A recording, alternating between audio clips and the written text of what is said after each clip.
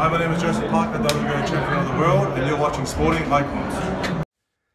So for like the last year, 18 months or so, in the heavyweight division, all roads led through Queensberry.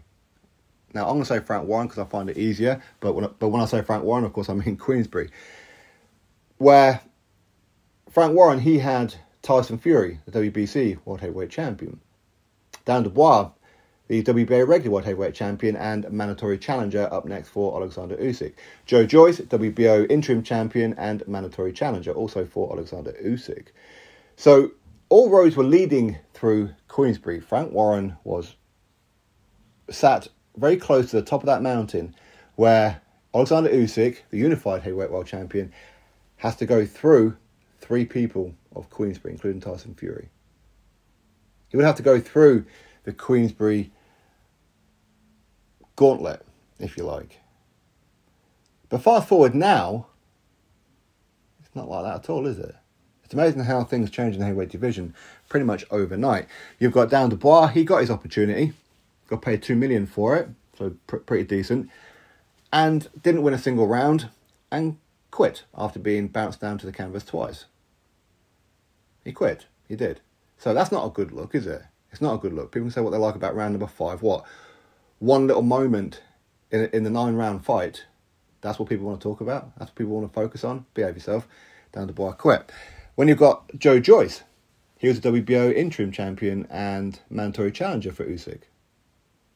Well, he lost to Zhilei Zhang, a guy that he should never have lost to, a guy who lost to Jerry Forrest for me and many people. Granted, for me and many people, he also did beat Filip Hrgović, okay? But still, it is what it is. But Joe Joyce lost to him, got stopped by him. Now, can he get revenge in a rematch? We'll have to wait and see. Hopefully he does. So, that's Dan Dubois and Joe Joyce currently out of the picture. And of course, you've got the WBC champion, Tyson Fury, has ducked Oleksandr Usyk for undisputed. He ducked it. For huge money all around, he ducked it. Where Daniel Dubois, people say what they like about Daniel Dubois, okay, the fact that he quit and however, and he got paid $2 million, okay? Listen, it's pretty good money for you and I, right? But he signed that contract and he went to Poland and he gave it his best. His best wasn't good enough, but he gave it a go. Tyson Fury won't even fight him for, was it, 50-odd million? For undisputed. So we have to give Dan Dubois props.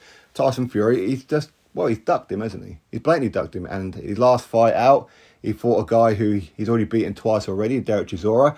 Frank Warren was trying to criticise when Anthony Joshua was looking like he was about to fight Dillian Whyte. Neither guy are champions or anything like that because Dillian Whyte got stopped by Tyson Fury. Okay, but Dillian Whyte knocked out Derek Chisora. But your guy was fighting Derek Chisora, right? And next fight, he's going to fight a guy who hasn't even had even an amateur boxing bout. It's his first time in the boxing ring. And Tyson Fury's going to fight him.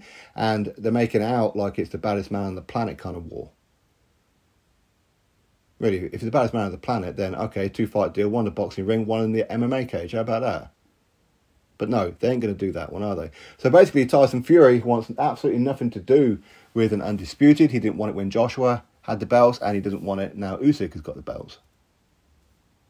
Wouldn't surprise me at all if this whole thing was planned anyway. Make it look like we want the fight with Usyk, but we're always going to go fight in Saudi Arabia at Riyadh season. Well, we kind of know that is true anyway, because Tyson Fury put out on his Instagram for a period of about 20 minutes to 30 minutes, thanking Prince Khalid bin Salman for a impending announcement, game change and all that kind of stuff. This was back in February, halfway through negotiations with Oleksandr Usyk, when he offered Oleksandr Usyk 30%. And when Oleksandr Usyk accepted it, he started laughing and mocking Oleksandr Usyk and his team for accepting a lowball 30%. Because he didn't want him to accept it. He expected Usyk to turn it down. The whole thing was, get Oleksandr Usyk to walk away from the fight because we don't want it. We want to go to Saudi at Riyadh season to go make mega money. And ultimately, that's what he's doing, right? The whole thing was a ruse, in my opinion.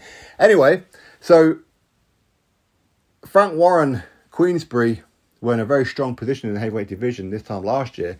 But now, they're pretty much out of the picture.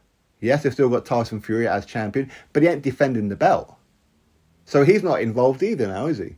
It's amazing how things turn around. Amazing how things turn around. If Joe Joyce don't beat Zhilei Zhang in a rematch, then what?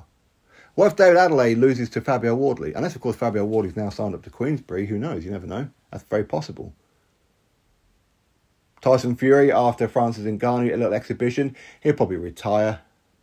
You know what he's like. Or he'll probably go fight John Jones in an exhibition bout and things like that, okay? I don't foresee him fighting Oleksandr Usyk. I hope he does. But I don't think he will. I don't think he will. So Queensberry were in the picture this time last year, but now they're out of it. And a lot of it is down to Tyson Fury, unfortunately, because he can't find his balls. Unfortunate, because he's a phenomenal athlete, but he can't find his balls. He'd rather take the easiest route for the most amount of money.